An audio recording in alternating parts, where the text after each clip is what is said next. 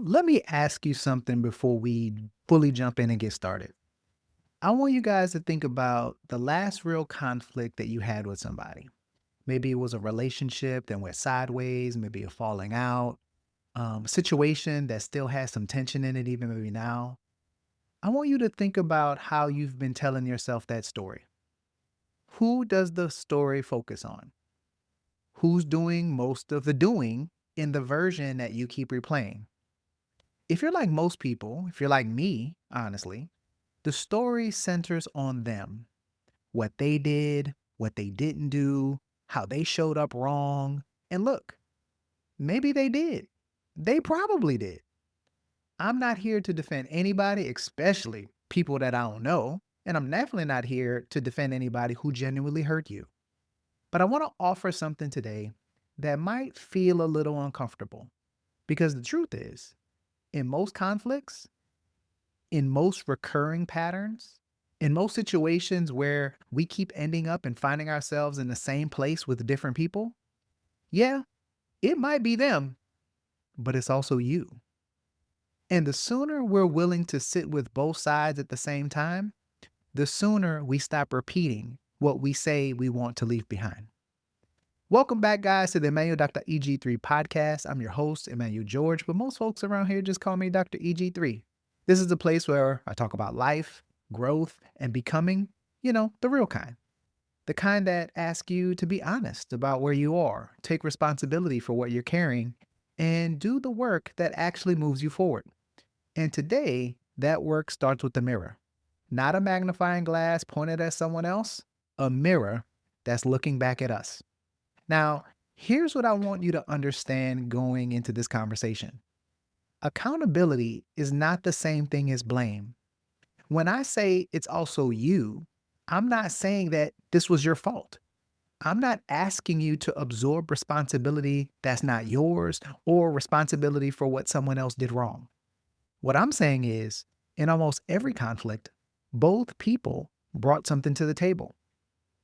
Both people made choices about what to say, about what not to say, what to tolerate, how to react, how to stand, and what story to tell themselves about what's actually happening.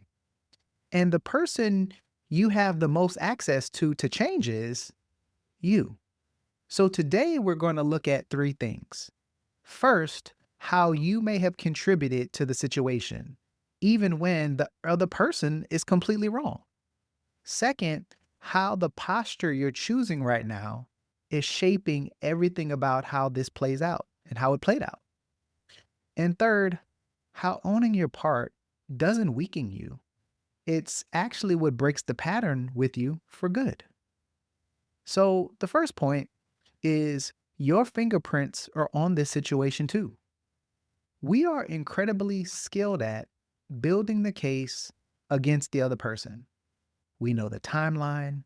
We remember their exact words and actions. We can walk you through every moment where they dropped the ball across the line. And because we've been rehearsing that version of the story, it starts to feel like the complete picture.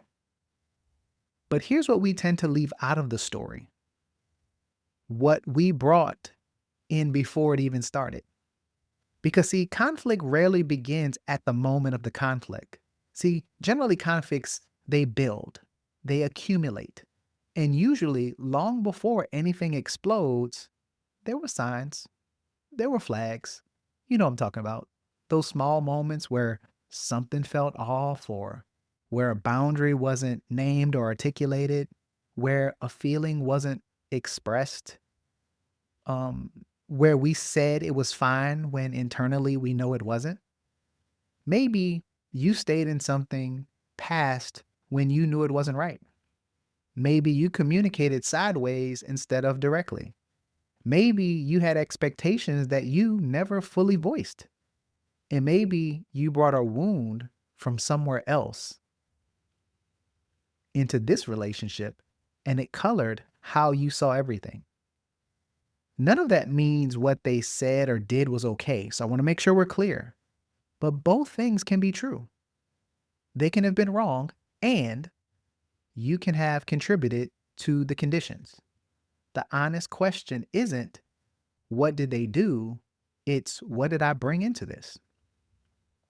And again, I want to be clear. This kind of honesty is not weakness.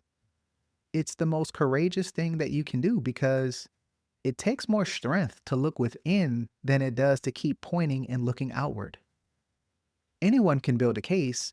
It takes real character to audit and think about and reflect on your role in it. Number two, you are choosing the posture that you're taking.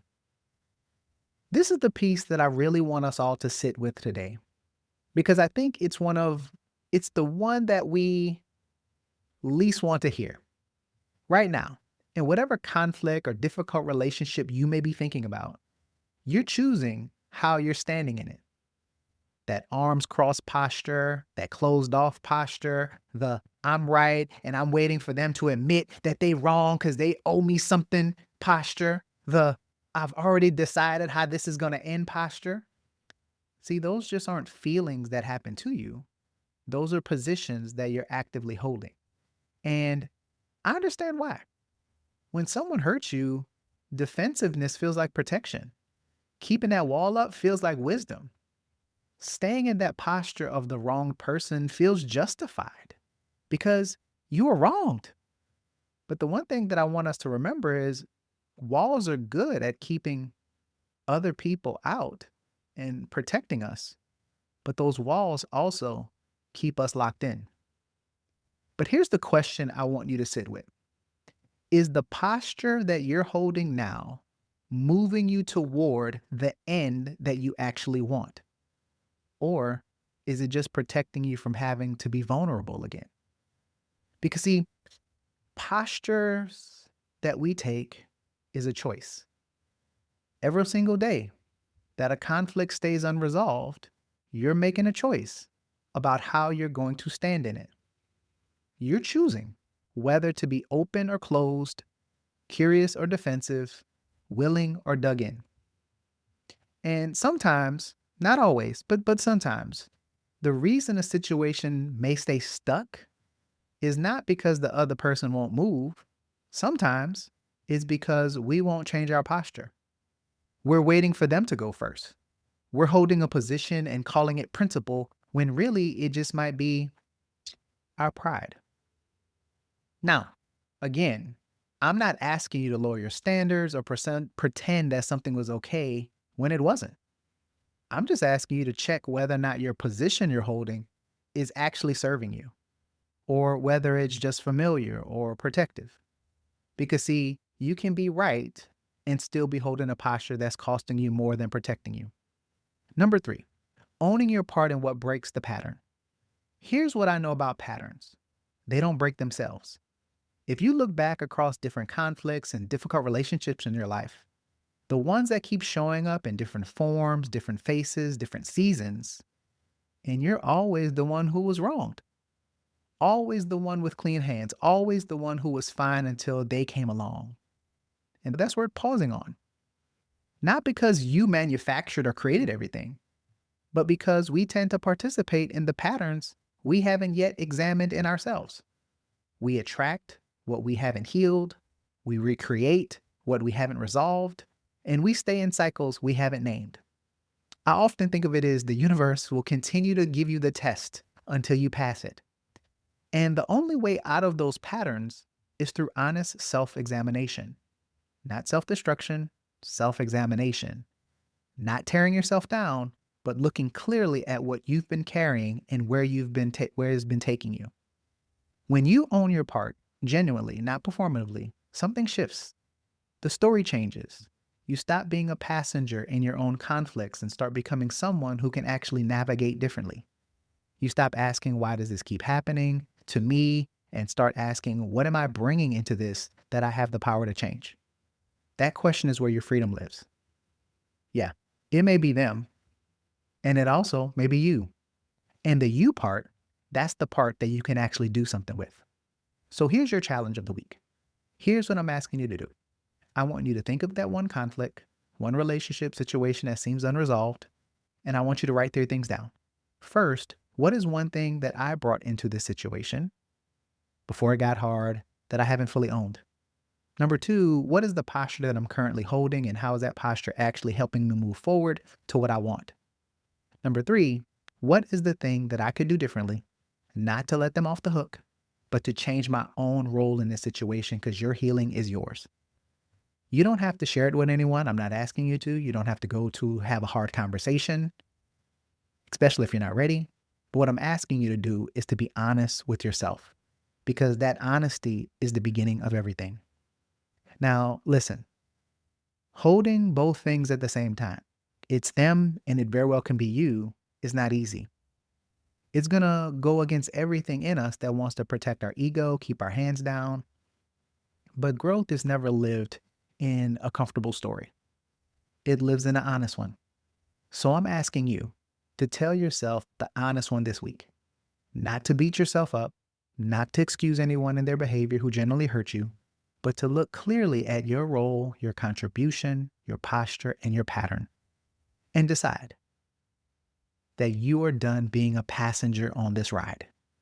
You have more power than you think, and you have more power than the story that you've been telling yourself. I just want you to claim it. And as always, guys, I love you much.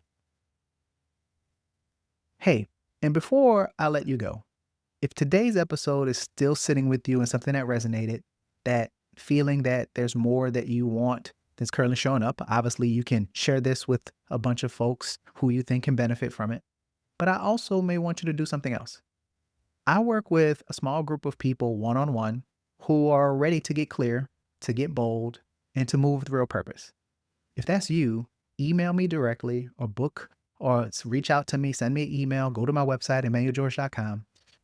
There are links that not only show you how we can connect, but how I'm able to support you along the journey. But otherwise, go live your life, and I'll talk to you next time. And as always, love you much.